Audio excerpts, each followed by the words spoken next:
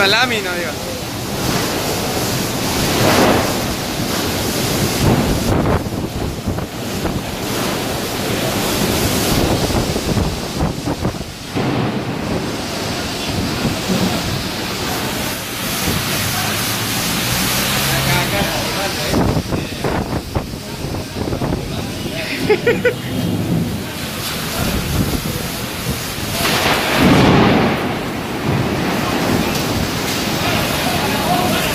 Está poderoso, compa.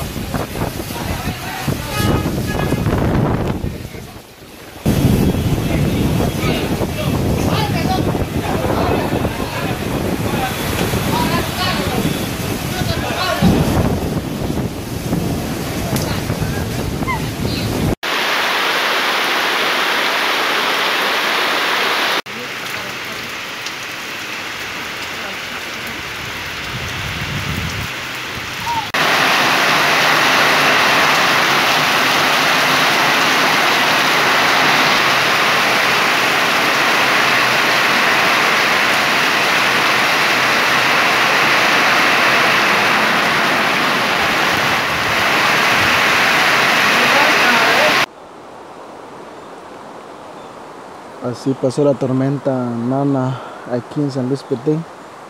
Dejó árboles caídos y muchas inundaciones.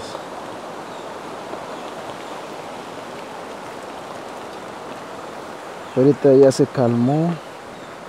Primero Dios ya no vuelva la tormenta.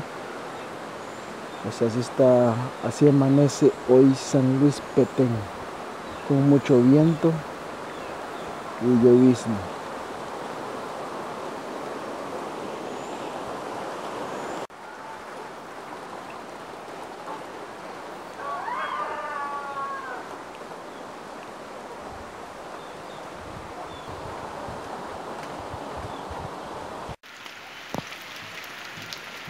Hoş, chanata na nas aquí a para el ichea.